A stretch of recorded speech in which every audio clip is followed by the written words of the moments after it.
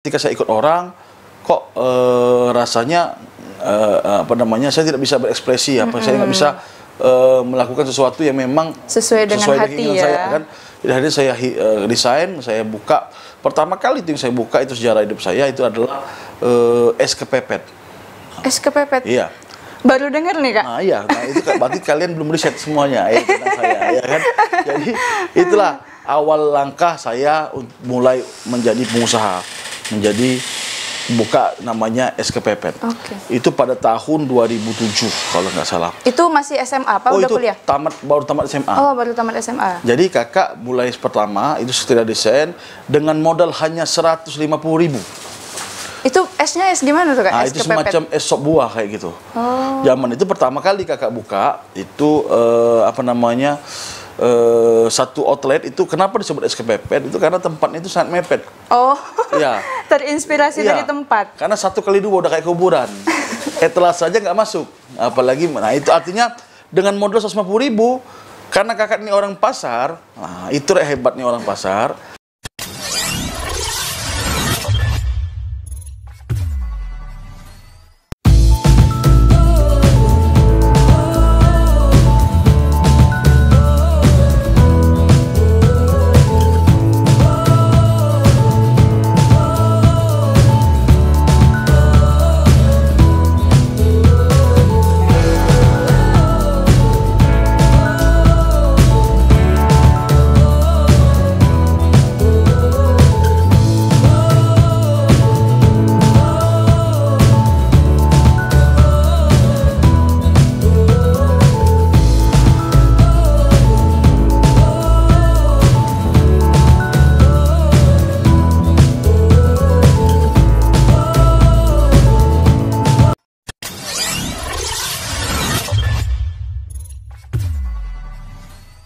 Assalamualaikum warahmatullahi wabarakatuh. Kembali lagi dengan saya Elisa Putri di channel Blog 29C Production di mengenal lebih dekat pengusaha-pengusaha Indonesia. Dan tentunya hari ini saya nggak sendirian, saya bersama pengusaha andalan yang ada di Sumatera Selatan. Siapa lagi kalau bukan Kakanda Ki Agus Hermansyah Mastari. Siap. Assalamualaikum, selamat pagi Kakak. Pagi Elsa. Gimana Kak kabarnya hari ini? Alhamdulillah luar biasa, sehat selalu dan tetap semangat. Alhamdulillah. Perlu teman-teman ketahui Kakanda Herman ini adalah Ketua BPD HIPMI Sumatera Selatan. Nah, sebelum kita jauh berbicara tentang HIPMI Kak, boleh dong dikenalin dulu Kakak asal dari mana, terus biografi sekolah mungkin, boleh Kak? Kakak akan mengenalkan diri kakak ya. Iya. Nama kakak Herman Samastari, bisa dipanggil Kak Herman. Kakak sekolah ya. Sekolah itu SD itu di Qur'ania 1, SMP 6 Palembang, SMA 15 Palembang, dan kuliah di Muhammadiyah Palembang. Oh, satu alma mater dong kita. Ya. Jadi sekilas saya dari kecil memang sudah berusaha dan berwirausaha. Dari situlah memang bakat saya yang saya lihat dari awal, pinter berdagang gitu. Jadi harus memang kita tekuni apa yang memang kita senang, harus kita tekunin. Itu. Kalau untuk keluarga Kak, udah berkeluarga kah? Alhamdulillah saya memiliki 1 istri. Alhamdulillah, semoga tetap satu istri ya. Ibu Mas Tuti Alawiyah. Dan anak ada 4 orang, 2 laki, 2 perempuan, dan 2 laki-laki. Alhamdulillah. Alhamdulillah. Udah cukup ya, nikmat Allah, alhamdulillah. Nah, saya sekilas sebelum kita berbincang-bincang, sekilas sudah baca biografi kakak. Kakak sangat luar biasa sekali di wirausaha. Saya baca juga pernah menjadi wirausaha mandiri Kak ya, betul Kak? Benar. Boleh dong Kak diceritain ke teman-teman gimana tuh perjalanannya sehingga bisa dapat wirausaha mandiri itu Kak?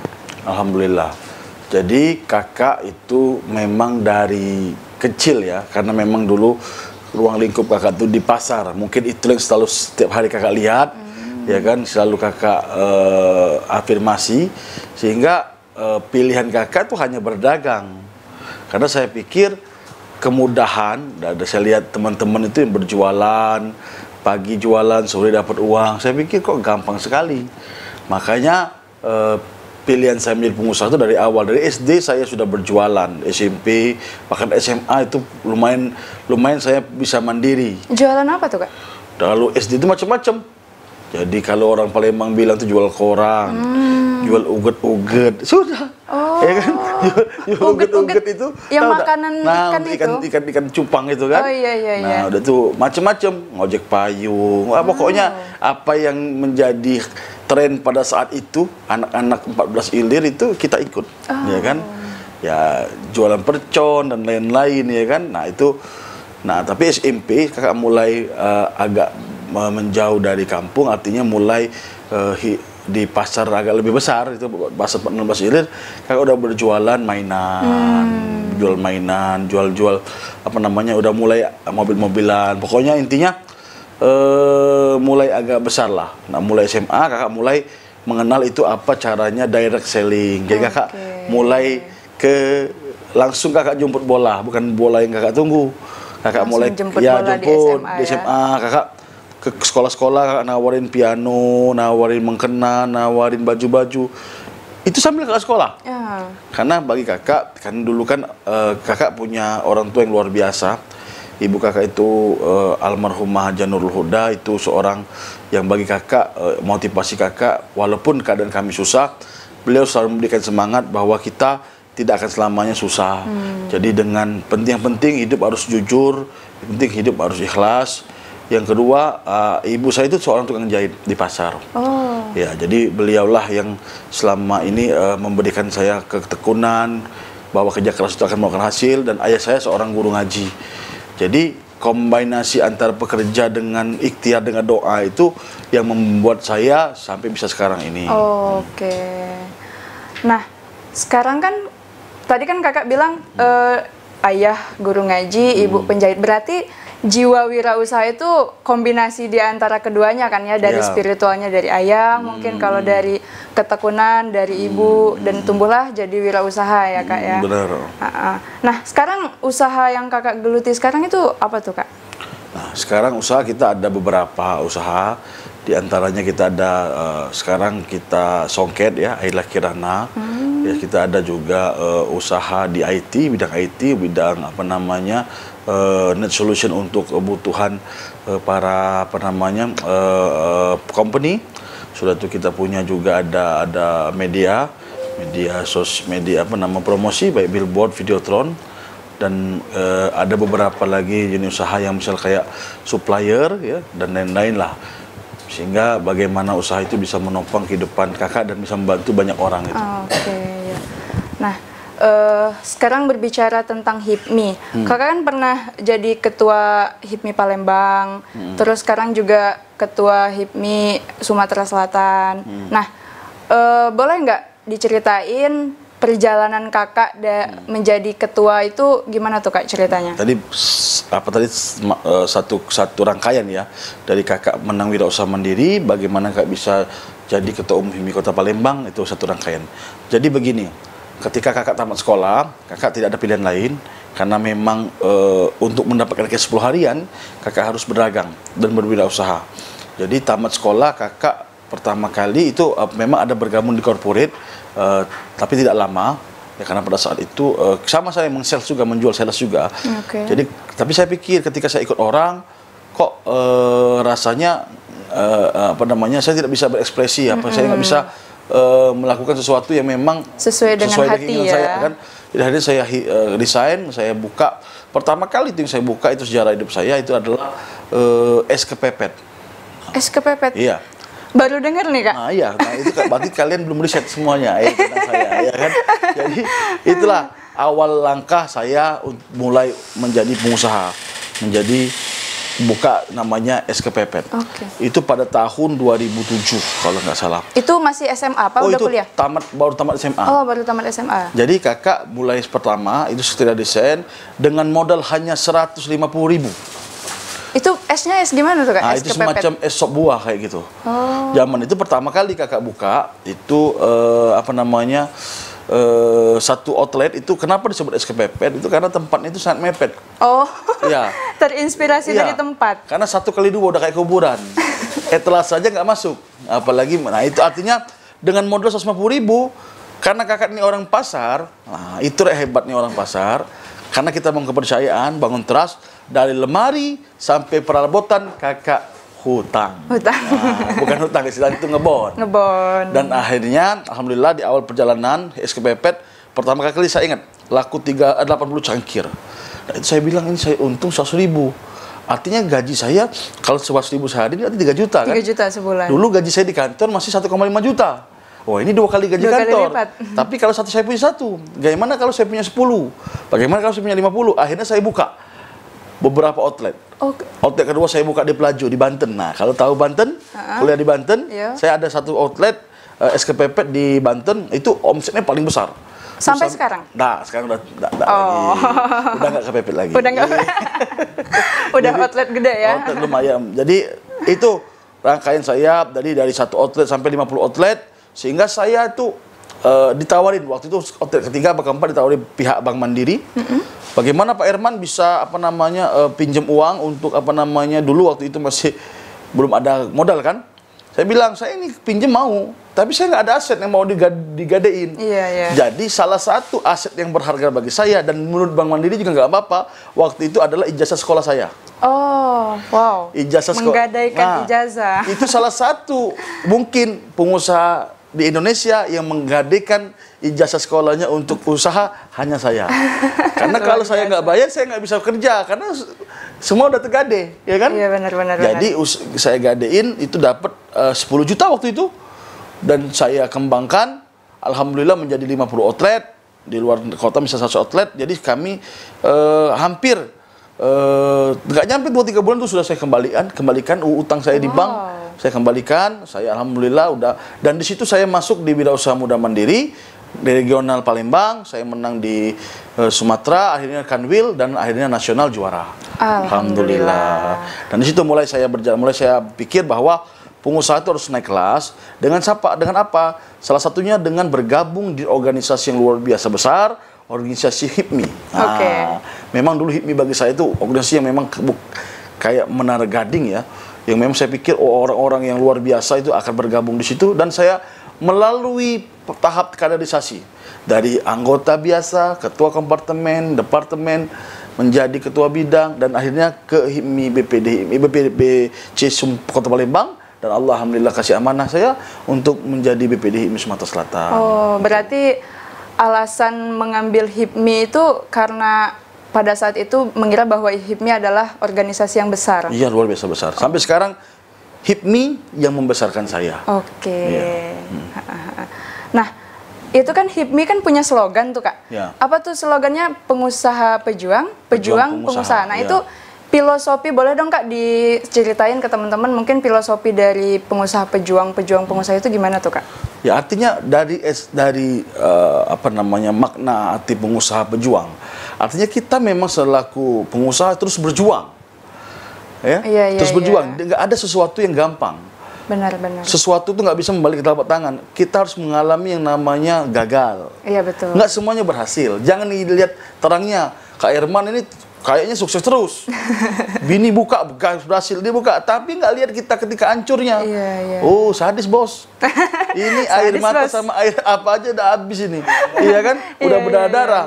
Nah, itulah yang proses mengapa menjadi filosofi itu bahwasanya pengusaha itu pejuang.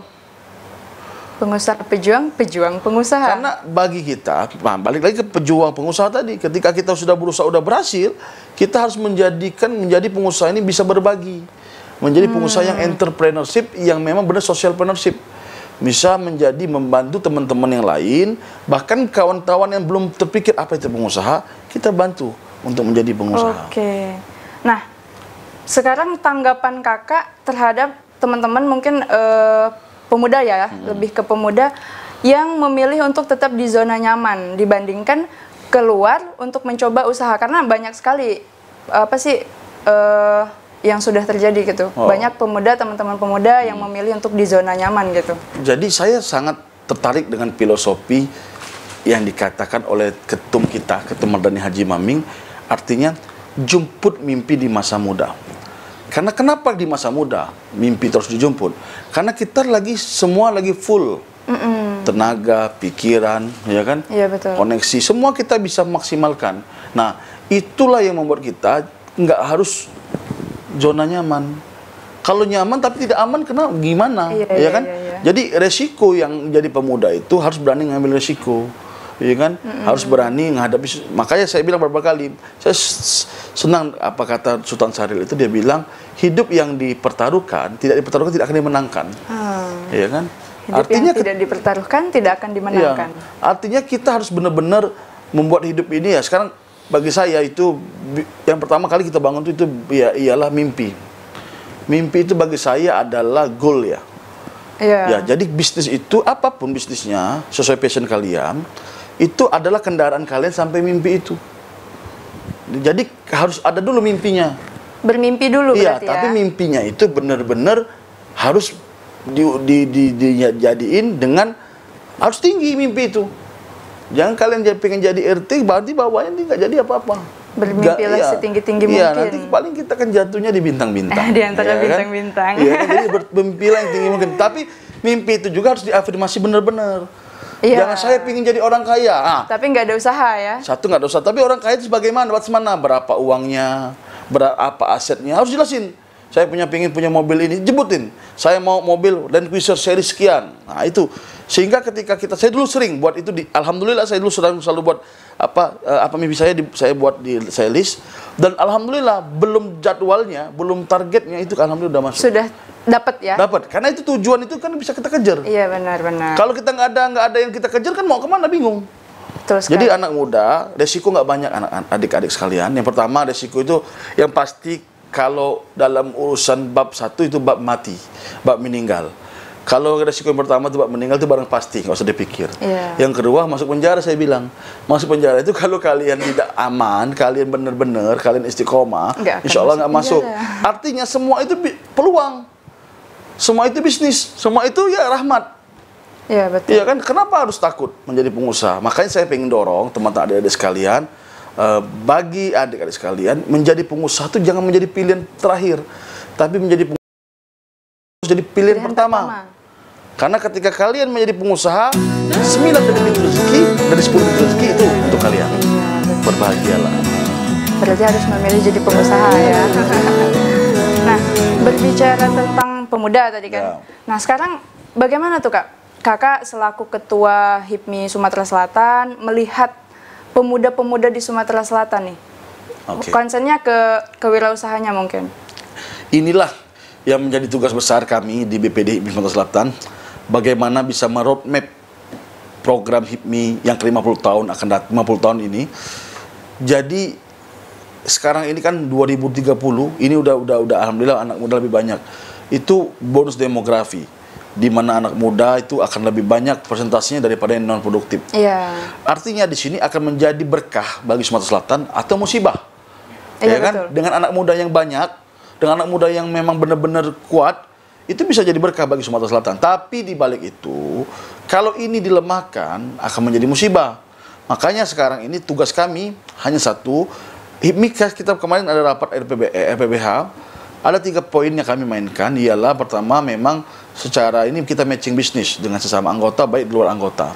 Yang kedua kita adakan edukasi, menularkan virus-virus entrepreneurship. Karena kami sudah disumpah bahwa kami akan menularkan virus entrepreneur, bukan virus corona. Nggak usah divaksin, nggak usah dikasih antigen, nggak usah. Pokoknya tinggal siapkan mental. Jadi virus itu yang kita akan tularkan. Mungkin adik-adik sekalian itu belum tahu apa itu pengusaha. Nah itu tugas kami untuk mensosialisasikan bagaimana menjadi pengusaha, bagaimana cara jadi pengusaha, bagaimana memulai usaha. Jadi makanya ke depan kita harus bersama-sama saling ngerangkul biar bisa menjadikan slogan malu tidak punya usaha dan semua punya usaha. Nah itu di HIPMI sendiri mungkin ada program khusus mungkin Kak, gimana tuh Kak programnya? Ke depan kami bersama jajaran dan ada kesteritaan melalui Bendum dan WKU kita bersiap untuk membuat program namanya HIPMI Community, HIPMI Partisipan Community. Tujuannya apa? Itu memasukkan semua orang yang berminat menjadi pengusaha dalam satu wadah. Nanti kita akan coach kita akan coach dan kita inkubasi.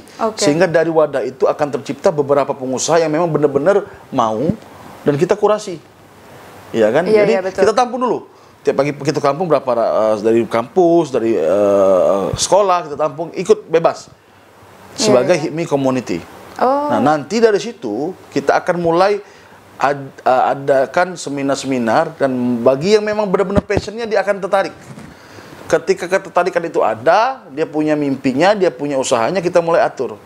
Kita akan matchingkan. Iya, betul. Ya kan? Nah, sehingga nanti ke depan dia akan benar-benar bisa jadi anggota HIPMI. Iya, iya, iya.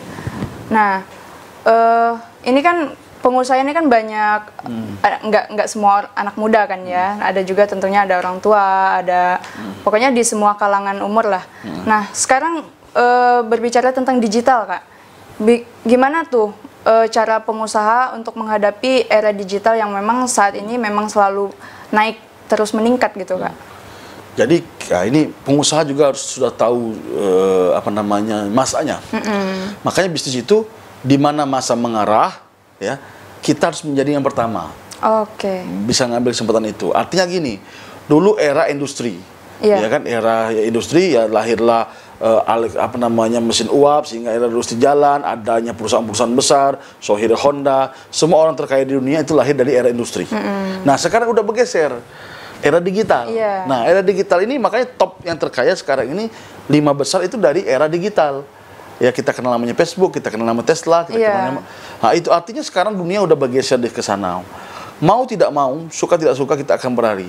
Karena digitalisasi itu tidak hanya mengubah secara ekonomi, tapi mengubah secara kebiasaan.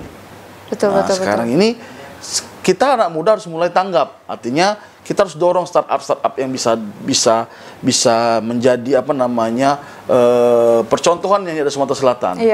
Sekarang ini ingat bahwasannya digital itu akan menggantikan posisi yang memang masalah. Contoh, kita kebingungan cari kendaraan, adanya lahirnya Grab dan Gojek dan lainnya. Nah, artinya setiap masalah itu bisa digitalisasikan.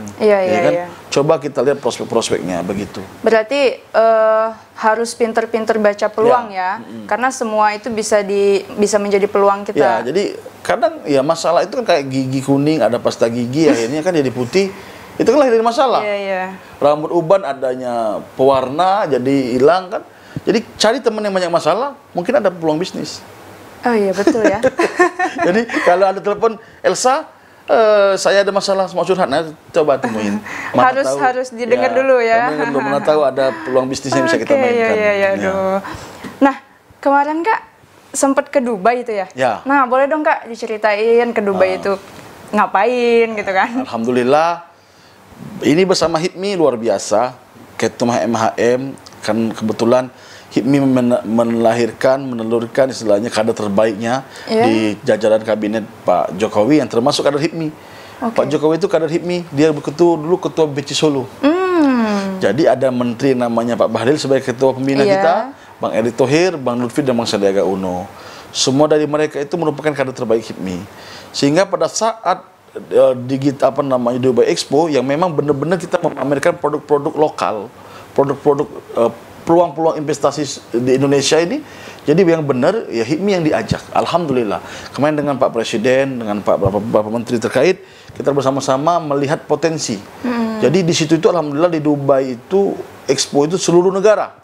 Jadi hampir semua negara itu memberikan perolehan, memberikan potensi yang luar biasa setiap negara. Jadi di situ bisa sharing, bisa matching, sehingga kita bisa mengetahui ini istilahnya ini perkembangan zaman ini mau kemana. Nah, ini di Dubai Expo ini kita mengetahui roadmap-nya perkembangan dunia. Jadi dunia ini udah nggak mikir lagi, sekarang udah eranya udah mau expand aja ke planet Mars. Iya, benar. Iya, udah canggih. Jadi saya lihat gini, yang saya lihat negara kita luar biasa kaya. Dubai itu negara yang kaya raya, hanya mengandalkan satu komoditi yang namanya minyak. Ya, saya tanya lagi, apakah minyak saja? Ternyata tidak. Dia bilang 2 itu dari pariwisata dan ketiga dari real estate. Jadi mereka sudah mempunyai konsep yang memang benar-benar kompak, sehingga potensi daerah yang hanya sedikit itu bisa dimaksimalkan. Saya pikir Indonesia harusnya lebih dari Dubai. Karena kita lebih kaya. Kita punya semuanya. Iya, betul. Kita semua. Bayangin Mbak, saya lihat untuk tanam pohon saja di Dubai itu untuk instalasi bawahnya itu udah kayak instalasi komputer, instalasi saking susahnya dia mau bangun hanya untuk naikkan satu pohon. Karena panas. Panas. Indonesia ini kalian tanam kayu tumbuhnya bunga. Betul. Nggak ditanam juga rumput tumbuh sendiri. Ini untuk nanam rumput biar hijau. Itu saya lihat waktu di Ferrari World itu kan, saya lihat di bawah itu orang pasang instalasi. Saya tanya ini untuk apa? Biar airnya ini tetap seimbang sehingga tanaman ini bisa hidup. Karena kalau nggak itu 10 menit aja mati semua tanaman. Berarti tergantung sama daya juga. Iya, semua. Makanya saya bilang Indonesia ini surga lah. Iya, benar. Harusnya, nah ini peran pengusaha-pengusaha muda harus mulai menggali potensinya daerahnya masing-masing. Iya. Ya kan, kayak kayu ini banyak minyak. Iya kan, kalau di Moratara banyak berbatuan, mineral. Iya. Ya kan, ada di Banyu Asin kita punya pertanian. Jadi pengusaha jangan terfokus untuk jadi kontraktor. Iya. Karena kebanyakan kan arahnya ke sana ya. Iya. Jadi harus mulai menggarap potensi daerah. Jadi harus bangga dengan menjadi pengusaha pertanian, harus bangga menjadi pengusaha pertambangan, harus bangga menjadi pengusaha pertambakan. Ya harus memang benar-benar di semua sektor. Iya. Nah, kemarin tuh kan kata kakak tadi memperkenalkan beberapa produk lokal kan. Nah, itu apa aja tuh Kak yang dikenalin? Nah, tentunya kalau Indonesia ini kan jelas yang dikenalkan secara sumber daya alam yang memang harus segera kolaborasikan dengan negara-negara lain. Yang kedua, craft. Indonesia punya kerajinan, punya potensi kreativitas yang luar biasa sehingga bisa dimatchingkan. Mungkin itu salah satunya. Dan Palembang juga ada kirim songket dan kemarin tuh craft dari angkinan kalau saya lihat kemarin. Angkinan. Ya, ada kayak songket tapi yang dicukit itu ya. Itu dari mana tuh Kak? Dari Palembang. Dari Palembang. Oh iya. Nah, sekarang boleh Kak kasih pesan buat teman-teman pemuda, teman-teman milenial mungkin untuk di wirausahanya. Ayo. Saya Ki Agus Mas tadi ini mengajak para pemuda-pemuda Sumatera Selatan, mari kita sama-sama untuk bagaimana bisa menggali potensi daerah kita masing-masing. Yang pertama, kami mengharapkan pemuda-pemuda Sumatera Selatan harus melek secara finansial. Menjadi pengusaha adalah pilihan pertama. Kami BPD Sumatera Selatan mengajak teman-teman untuk bergabung di HIPMI Community. Tujuannya apa? Biar kita sama-sama bisa menggali pikiran, sama-sama tahu apa itu pengusaha, bagaimana menjadi pengusaha, bagaimana memulai usaha, bagaimana tahu keuangan. Sehingga ke depan kita tidak lagi memikirkan bagaimana mencari pekerjaan, bahkan kita menjadi pemuda yang bagaimana bisa menciptakan, mengkreat pekerjaan, sehingga kita bisa membantu teman-teman kita yang tidak ada pekerjaan dan menjadi pengusaha yang skala baik secara daerah maupun internasional, sehingga ke depan nanti Sumsel akan berjaya. Dan kami berharap teman-teman sekalian, mulailah dengan era digital ini, saya pikir semua orang itu bisa punya usaha. Dengan mereka punya handphone dan pastinya punya kuota, itu bisa membuat usaha walaupun hanya levelnya online. Iya. Ya, dengan tanpa modal dia bisa dropshipping, dia bisa ATM, amat tidak modifikasi, dia bisa hanya dropshipping. Sehingga saya yakin menjadi pengusaha itu hanya dari niat. Ketika kalian pingin dan kalian bisa lakukan. Jadi kalau kita mau menjadi pengusaha harus ikut bergabung di organisasi yang memang banyak pengusahanya. Jangan malu, karena kalau malu kita tidak akan jadi apa-apa. Jadi ambil resiko dan jangan terlalu nyaman kan, tapi tidak aman, dan jadilah contoh bagi keluargamu, contoh bagi masyarakatmu. Itu saja dari saya, Mbak Putri. Iya. Nah, tadi berbicara tentang niat tuh Kak. Niat. Ini masih ada nih. Masih ada ya? Oh, kira closing belum statement. Closing statement. Ini baru pesan dulu buat pemuda. Saya sempat dengar pepatah tuh Kak ya. Jangan dulu tidur sebelum dapat penghasilan saat kita tidur. Nah, itu gimana tuh Kak? Jadi itu kata-kata saya itu. Ya. Ya kan? Jadi gini, kita itu harus bekerja keras. Karena tidak akan ada sesuatu yang gampang. Dalam prosesnya itu harus memang memiliki, nah di samping kerja keras, kita harus kerja cerdas. Ketika kita punya perusahaan, kita punya usaha, kita harus pintar istilahnya itu mengupgrade, membuat SOP. Sehingga gini, bayangan saya, ketika kita dengan kerja keras, tapi kalau kita nggak ada ilmu susah. Jadi mulai, walaupun dari pengusaha, kita harus mulai banyak knowledge kita. Kita mulai harus belajar, kita harus bagaimana cara membangun perusahaan yang benar. Dan ketika itu benar, autopilot, kita tuh tinggalkan seminggu, perusahaan kita aman. Tinggalkan setahun aman, tinggalkan meninggal pun aman. Contoh, ya kan? Contoh Khalifah Utsman. Itu punya perusahaan besar. Tapi sekarang dia tidak ada, perusahaannya tetap jalan. Ya kan? Yang kedua, misalkan perusahaan besar, KFC.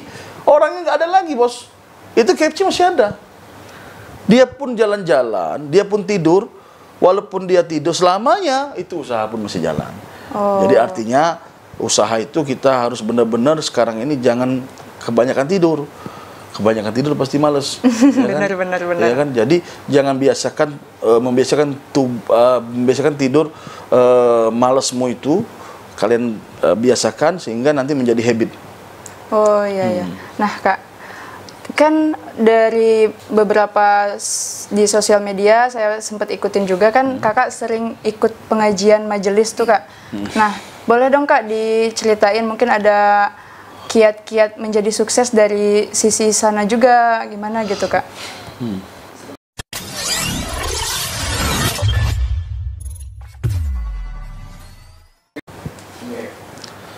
Oke, saya akan jawab yang tadi masalah kenapa jadi menjadi pengusaha itu, Mbak, itu harus menjadi rahmat bagi yang lain. Menjadi pengusaha tidak harus kaya sendiri. Iya kan? Jadi yang jelas ketika kita jadi pengusaha itu Allah ikut dalam urusan perniagaan kita. Jadi Allah itu ikut serta, makanya kami di perusahaan kami masuki ada saham Allah. Jadi Allah insya Allah ikut campur dalam kemudahan, memudahkan kita usaha. Jadi bagi Allah itu gampang. Siang jadi malam, malam jadi siang, tidak pernah ketukar. Apalagi nasib Herman. Ya kan? Kecil lah bagi Allah. Jadi makanya saya di BPD Misalnya Selatan juga, setiap hari Jumat kita adanya program yang namanya Kumat, kajian Jumat. Itu untuk teman-teman yang memang benar-benar mau menjadi pengusaha yang socialpreneur. Jadi ketika kita menyadari, makanya ini niatnya harus benar dulu. Saya tuh berniat gini, ketika saya jadi pengusaha, saya ingin membahagiakan keluarga saya, agama saya, dan teman-teman saya serta negara saya. Jadi ketika kita benar-benar punya value untuk berbagi, rezeki itu kadang-kadang saya pikir dari sekeliling-keliling kita itulah. Dan kita juga harus ada ikut semacam pengajian. Agar apa? Karena pengusaha ini besar cobaannya. Ketika dia sukses, dia pegang uang. Uang ini kalau tidak ada mental agama, akan larinya macam-macam. Bisa maksiat, bisa apa. Iya, betul. Ya kan? Jadi harus ada pengusaha punya benteng mulai bagaimana bisa bermanfaat bagi masyarakat yang lain. Kita juga pingin jadi pengusaha yang kaya dunia dan kaya akhirat. Artinya jangan kita hanya menjadi kaya di dunia. Untuk kaya akhirat itu wajib. Dengan cara apa? Taruh dulu di anak yatim dulu uang kita. Taruh dulu di panti jompo. Taruh dulu di pondok pesantren. Sehingga ke depan, ya kita udah mati, kita ada harta lah. Ya kita titip-titipkan kemana-mana kan. Jadi ya alhamdulillah kita di sini ada bangun pesantren, sudah ada bangun masjid untuk ya sesama. Jadi kita pengen kita ini mendatangkan rahmatan lil alamin. Kita ingin pengusaha yang memang benar-benar bermanfaat bagi masyarakat. Ya karena kalau kita pengusaha kikir susah juga. Iya benar. Makanya kita dorong pengusaha itu wajib sedekah. Banyakin sedekah, insya Allah berkah. Hutang selesai, aman. Nah, selain dari sedekah ini, mungkin ada Kak kiat-kiat Kakak dari bangun tidur untuk menjalani kehidupan sehingga tetap di sini, tetap sukses gitu kan? Gimana tuh Kak? Sebenarnya ya, saya pikir kita harus punya mimpinya itu dulu sih sebenarnya. Saya balik lagi ke mimpi, karena ketika kita punya mimpi itu, udah tuh kita punya semacam goal. Mimpinya itu mimpi misalkan secara harta berapa banyak. untuk secara kemaslahatan untuk umat gimana. Nah itu ada target bagi saya. Misalkan saya mau bangun masjid sekian, saya pengen bangun pesantren sekian, saya pengen sekolahin orang sekian. Itu kan ada target. Iya. Dan itu menjadi PR saya. Nah kalau kita tidak ada, nggak bisa hidup. Saya hidup harus santai. Hidup saya bagaikan air mengalir. Air mengalir itu ujung-ujungnya pasti ke bawah, nggak mungkin ke atas. Iya benar. Jarang yang nyemprot, dia bisa turun. Ya kan? Jadi hidup itu, saya pikir bagaimana kita bisa menjadi berguna bagi yang lain. Kalau hidup hanya untuk diri sendiri, ya kita ini makan paling berapa lah? 1 juta sehari udah lebih. Ya, untuk apa harta banyak? Nggak dibawa mati, Bos. Iya. Tapi kalau kita berbagi itu ada, bayangkan teman-teman yang sudah hobi misalnya sedekah, itu ketika sedekah itu ada sesuatu kayaknya plong ya, pastilah plong. Nah jadi makanya kami mengajak teman-teman sekalian itu bangun dulu mimpinya yang jelas dulu, mimpi yang bagus. Makanya kalau niat yang bagus, mimpi yang bagus, insya Allah Allah akan bantu. Jangan walaupun kalian dihina teman kalian, biarlah mimpi yang kadang-kadang dihina itu jadi kan, ya kan? Makin kalian terpecut. Iya, makin didorong gitu kan ya. Pegas itu intinya, kalau semakin ditekan itu akan loncat lebih tinggi. Iya benar. Jadi jangan takut. Jadi omongan orang itu jangan jadikan omongan itu nanti ketika dia jadi omongan yang menghina, jadikan positif. Ya kan? Kalau kita kaya dia pasti ngomong wajar dia kaya, dari pagi dia udah kerja kayak gini. Kalian susah, wajar dia bangun aja jam 10, tidur lagi jam 6 sore, kapan dia mau cari kerja. Nah, jadi omongan-omongan itu jangan terlalu dipikirkan sehingga menjadi kotor di kepala kita. Iya. Jadi tinggal kita jalanin aja. Kalau saya pagi-pagi ya pasti sebelum tidur saya harus men-quote mimpi saya. Nah, saya tahu istri saya kalau tidur pasti saya baca. Saya suka baca.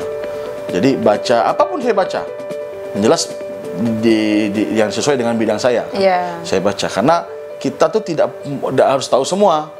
Karena kita bergaul kadang-kadang ada sesuatu yang kita nggak tahu kan nggak enak. Minimal tahu depannya aja atau sepenggalan. Jadi kita harus baca, belajar terus.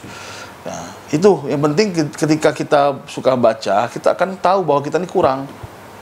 Oke. Jadi nggak hebat kan? harus benar-benar nambah knowledge-nya. Pagi-pagi kayak biasa aja sih, bangun tidur ya dengan baca, lihat progres mimpi kita. Apalagi kita udah punya anak, punya ini, kita pingin anak kita bangga sama kita, itu aja sebenarnya. Benar. Nah terakhir nih Kak, satu kata buat HIPMI, boleh?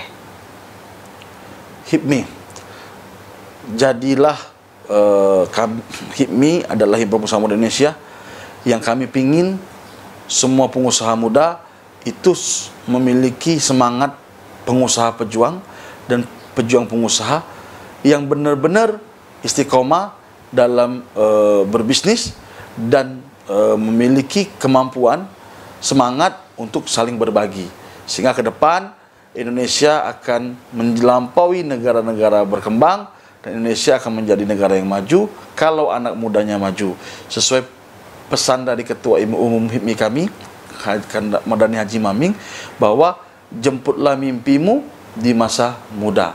Karena masa muda inilah masa yang paling emas bagi kita, semua masih penuh, full, makanya jangan terlalu aman di zona nyaman.